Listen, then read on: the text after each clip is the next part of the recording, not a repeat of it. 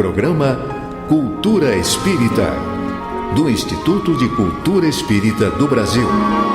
Olá amigos, aqui estamos mais uma vez com o nosso Cultura Espírita, um programa do Instituto de Cultura Espírita do Brasil, ICEB, e que vai ao ar todas as quartas-feiras às 12h30 até o seu lar.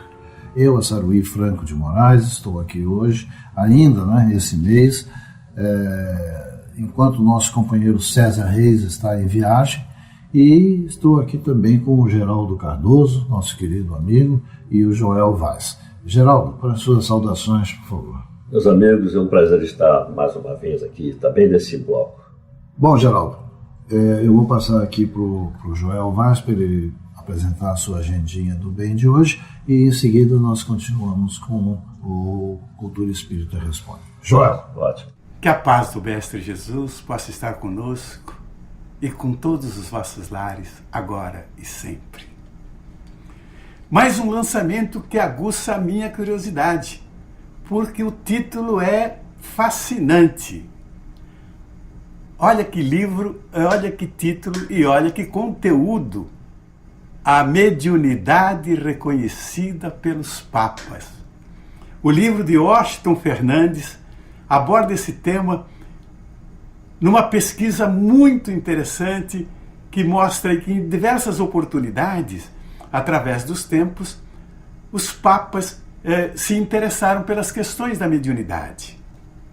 A Igreja Católica reconhece os fenômenos mediúnicos e muitos papas estiveram envolvidos em ocorrências mediúnicas. Essa pesquisa do escritor, do Washington Fernandes, ela é minuciosa, ela é muito interessante. O título do livro é A Mediunidade Reconhecida pelos Papas e já está nas livrarias. Todos os motivos são válidos para que aconteça uma reunião espírita. O Espaço Fabiano de Cristo, que fica na rua Dr. Getúlio Vargas 231, em Taboão da Serra, lá em São Paulo, realizou uma feijoada da fraternidade. Com isso, reuniu uma porção de amigos que passaram uma tarde deliciosa, que se inicia com uma prece, oferecendo e abençoando o alimento do corpo e, ao mesmo tempo, o alimento do espírito, que é o amor por Jesus. Uma beleza de festa. Já a Casa Espírita Luz e Esperança, também aqui, aí é mais pertinho, aqui de São Pedro da Aldeia, no Rio de Janeiro, frequentemente realiza almoços fraternos com maravilhosa comida mineira. Olha só, a criatividade para que a gente cada vez mais se aconchegue, se reúna em nome do Cristo Jesus. Abre sempre com uma prece bonita, uma preleção sobre o encontro e depois, então, o almoço, sobremesa caseira, brincadeiras, sorteios de livros e a prece de encerramento que coroa uma tarde bonita. O mesmo acontece também lá no Obreiros do Bem, que um domingo por mês reúne os amigos para um delicioso almoço. Cardápio variado, etc. e tal.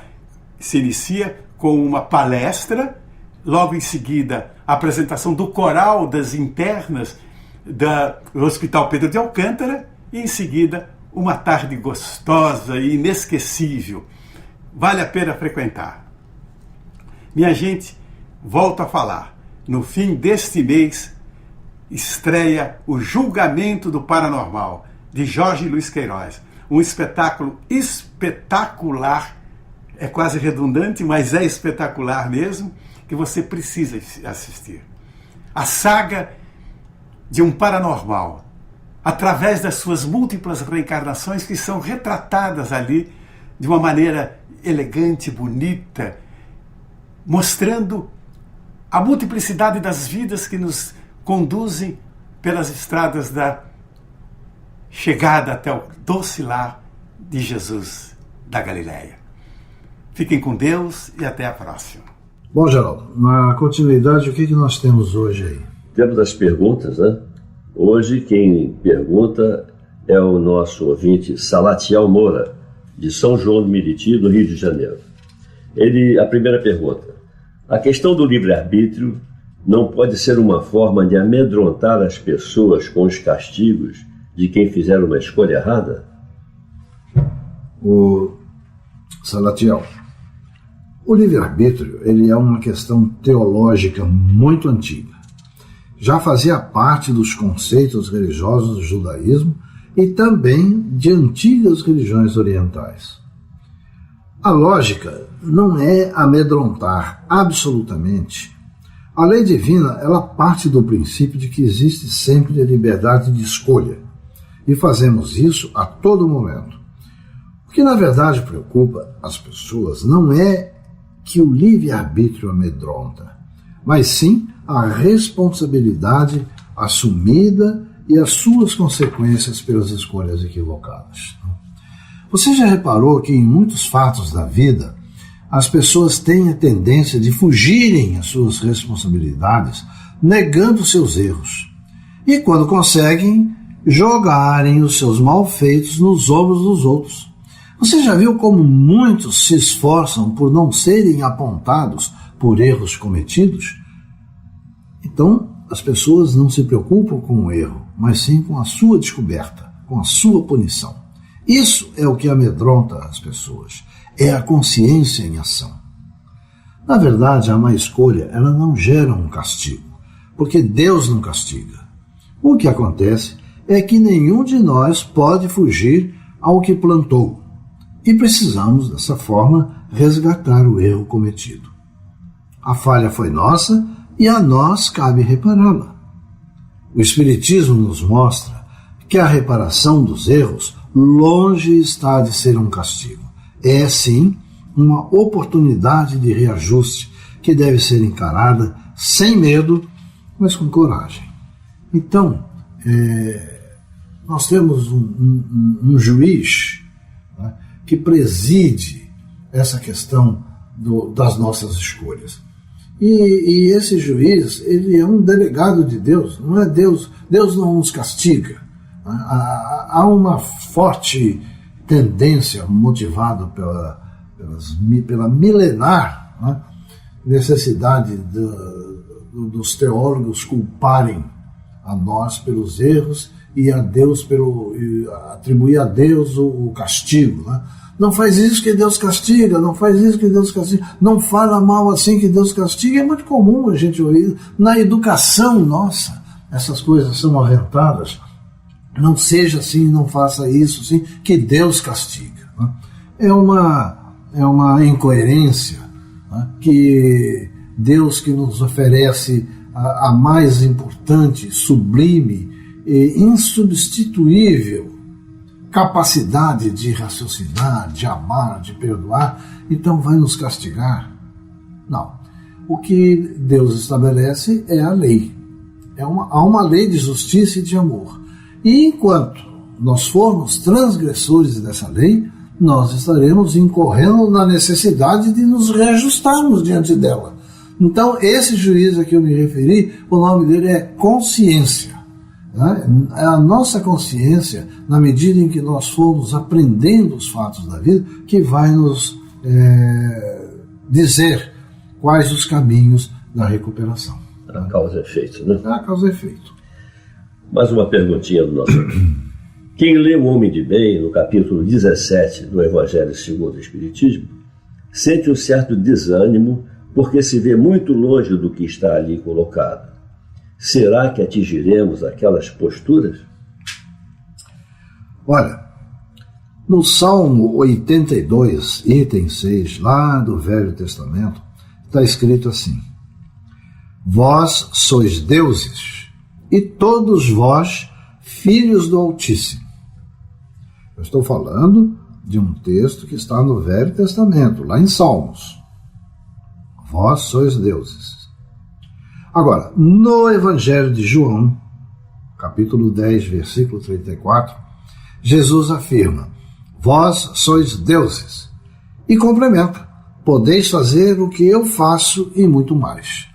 Então você vê como é que Jesus repete as lições que já foram colocadas antes. É por isso que em outros capítulos ele diz: Ouvistes o que foi dito pelos antigos. Né? Então, essa coerência no ensino de Jesus.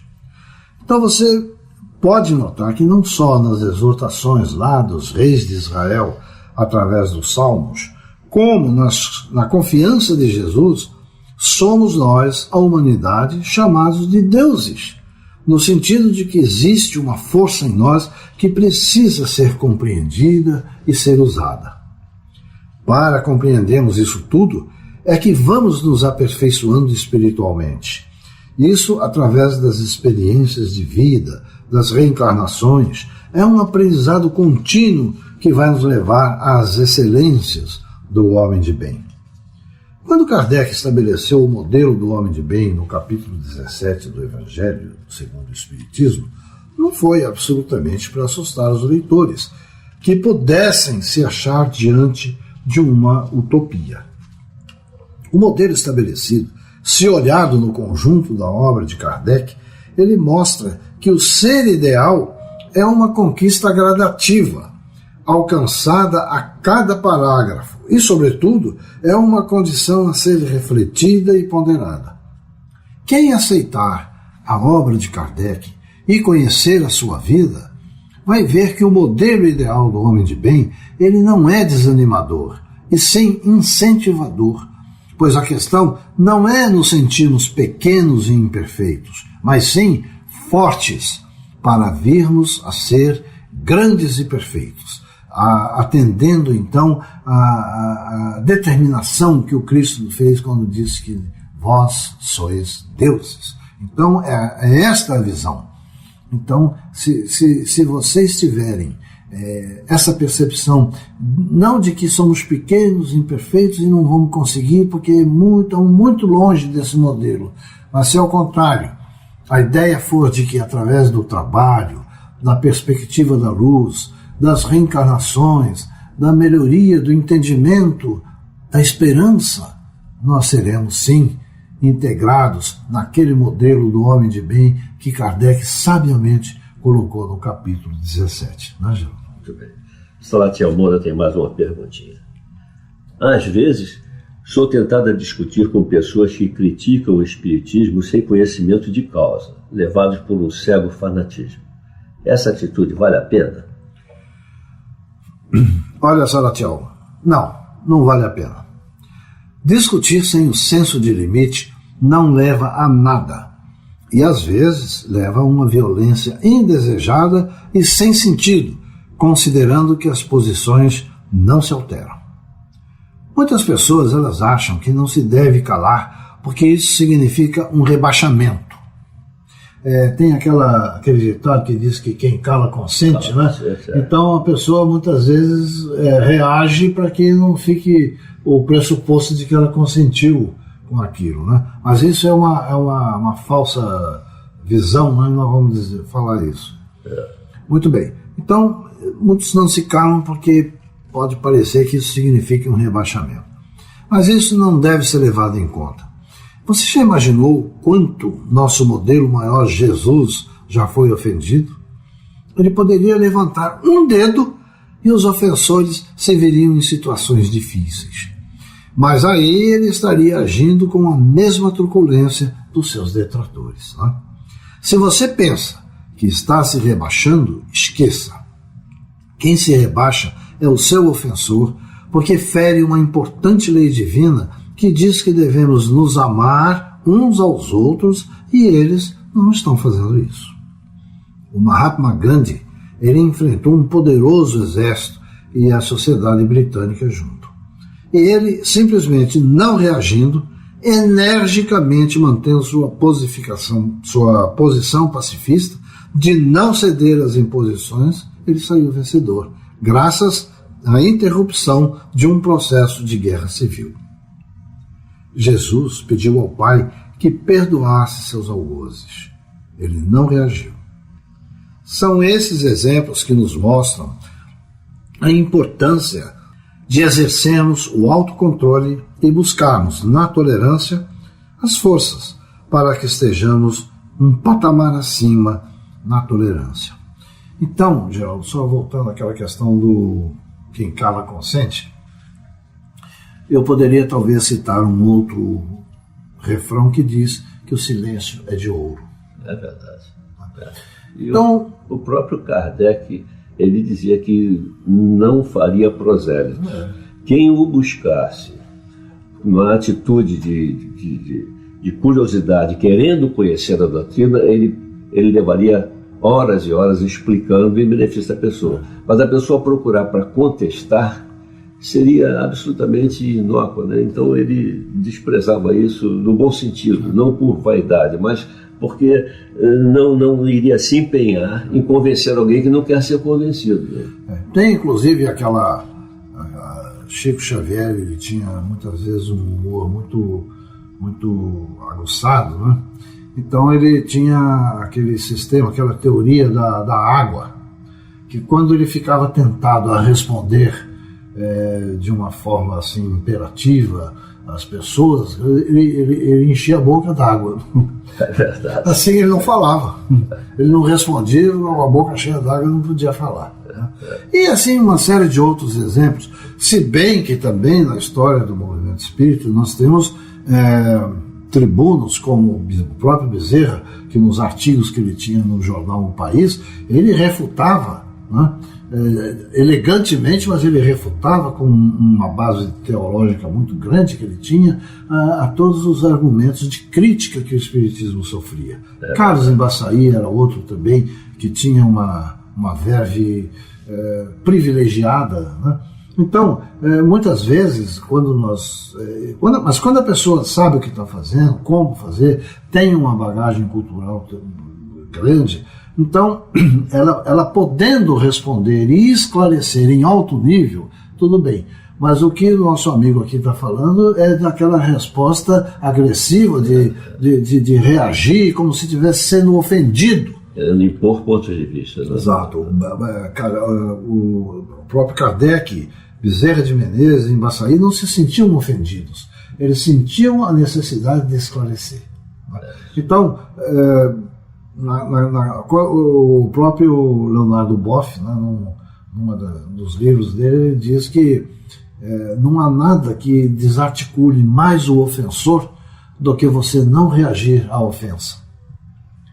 Porque quando você não reage à ofensa, o seu ofensor perde completamente o sentido do que ele queria fazer. É verdade. Então, é por isso, meu amigo, que eu acho que o melhor que você faz, na falta de qualquer outro recurso, enche a boca d'água. A reação é o combustível para a retaliação. Piorar mais ainda. Né? Tá bom, então nós ficamos por aqui hoje. Agradecemos a carinhosa atenção de todos. Na sequência, continuará aqui o nosso querido Geraldo Cardoso com a sua Internet do Bem. Que Deus abençoe a todos. Instituto de Cultura Espírita do Brasil.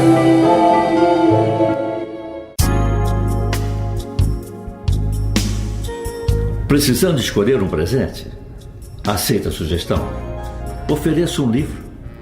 Na livraria do ICEB, você vai encontrar sempre o presente ideal ao preço de R$20 o volume.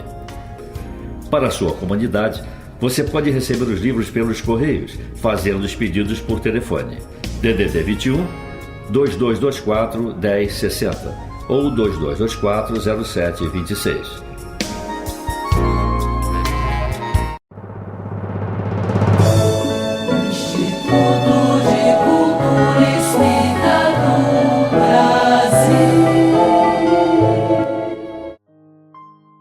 Meus amigos, circula na internet um PPS de autoria de José Carlos de Luca, cujo tema é Cura Real.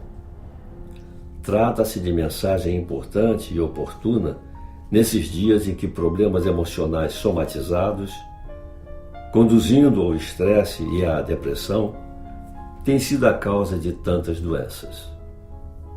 O autor aborda o assunto sob forma de alerta, que sugere vigilância. Vejamos a mensagem. Não trate apenas os sintomas, tentando eliminá-los, sem que a causa da enfermidade seja também extinta. A cura real somente acontece do interior para o exterior. Sim, Diga a seu médico que você tem dor no peito, mas diga também que sua dor é dor de tristeza, é dor de angústia. Conte a seu médico que você tem azia, mas descubra o motivo pelo qual você, com seu gênio, aumenta a produção de ácidos no estômago. Relate que você tem diabetes. No entanto, não se esqueça de dizer também que não está encontrando mais doçura em sua vida e que está muito difícil suportar o peso de suas frustrações. Mencione que você sofre de enxaqueca. Todavia, confesse que padece com seu perfeccionismo, com a autocrítica, que é muito sensível à crítica alheia e demasiadamente ansioso. Muitos querem se curar, mas poucos estão dispostos a neutralizar em si o ácido da calúnia, o veneno da inveja, o bacilo do pessimismo e o câncer do egoísmo. Não querem mudar de vida. Procuram a cura de um câncer, mas se recusam a abrir mão de uma simples mágoa. Pretendem a desobstrução das artérias coronárias, mas querem continuar com o peito fechado pelo rancor e pela agressividade.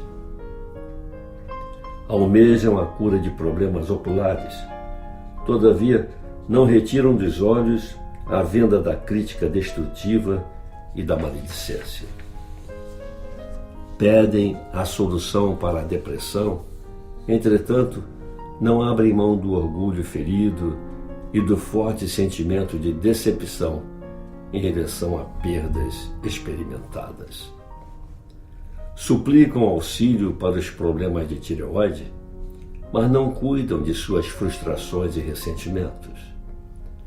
Não levantam a voz para expressarem suas legítimas necessidades. Imploram a cura de um nódulo de mama, todavia insistem em manter bloqueadas a ternura e a afetividade por conta das feridas emocionais do passado. Clamam pela intercessão divina, porém permanecem surdos aos gritos de socorro que partem de pessoas muito próximas de si mesmas. Deus nos fala de 1000 modos. A enfermidade é um deles, e, por certo, o principal recado que lhe chega da sabedoria divina é que está faltando mais amor e harmonia em sua vida. Toda cura é sempre uma autocura, e o Evangelho de Jesus é a farmácia onde encontraremos os remédios que nos curam por dentro. Há 2000 anos, esses remédios estão à nossa disposição. Quando nos decidiremos a usá-los? Meus amigos, tratemos do corpo, mas não nos esqueçamos de tratar igualmente o espírito. Aqui nos despedimos, com votos de uma semana de muita paz. Instituto de Cultura Espírita do Brasil. Noticiário do Instituto de Cultura Espírita do Brasil, Neandertal Alves. Quero lembrar a você que não haverá atividade no próximo sábado no Instituto de Cultura Espírita do Brasil. Não haverá atividade no próximo sábado no nosso Instituto de Cultura Espírita, mas, oportunamente, destacando da nossa revista Cultura Espírita, de Sandra Borba, que é professora universitária e a primeira vice-presidente da Federação Espírita do Rio Grande do Sul, o tema Educação para a Cooperação. Tudo se fala em jogo coletivo, em futebol, Copa do Mundo, está no ar a ideia. Estamos vivendo a Copa do Mundo. Oportuna reflexão da Sandra Borba a respeito da educação para a cooperação. E ela destaca um ponto primordial na sua consideração. Ela diz assim: na sociedade capitalista, a competição é exacerbada, obsessiva, torna o ser humano inescrupuloso, vaidoso e egoísta, há conquistas a qualquer preço. Pode não ser o nosso caso, mas pode ser o caso de algumas pessoas que não vejam senão degraus para a subida, não importando a que preço estas conquistas e nem importando se é escrupuloso ou não. Dentro, inserida, tais pessoas, numa sociedade que apenas exacerba a obsessão da competição pela competição. É o que nós precisamos evitar. Competir dentro de nós para nos superarmos sempre.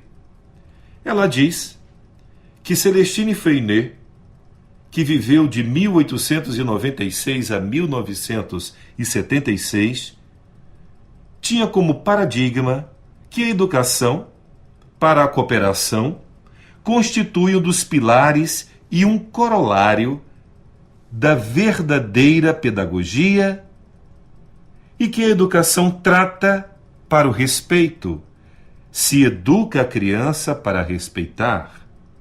A criança, inserida num ambiente sociocomunicativo e de interação, a partir do lar e da escola, isto é, o lar e a escola, dentro de um contexto totalmente holístico, circular, aonde não existe começo nem fim, porque esta educação começa pela exemplificação do caráter do homem de bem, dos pais, passa pela escola, que ensina a criatura a raciocinar e a ter o saber, o conhecimento, e ela diz que esta interação está no lar e na escola.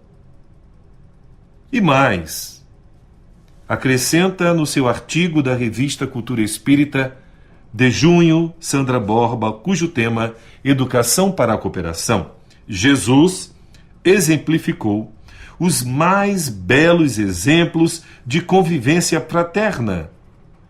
Exercitou a cooperação, que é a cota positiva, participativa de todos os que com ele estiveram. E ela, Sandra Borba, convida para que esta participação positiva seja um tijolo ético na construção de um mundo de paz dentro de nós. Pois é, fica para a nossa reflexão. Quero lembrar que o nosso portal do ICEB está sendo todo reformado, preparado para novos desafios. Inclusive, vai ter uma cara nova no Facebook. Nova vida, um novo portal, o nosso portal iceb.org.br, evoluindo para melhorar sempre. Até o nosso próximo encontro. Pela Rádio Rio de Janeiro, o Instituto de Cultura Espírita do Brasil apresentou Cultura Espírita.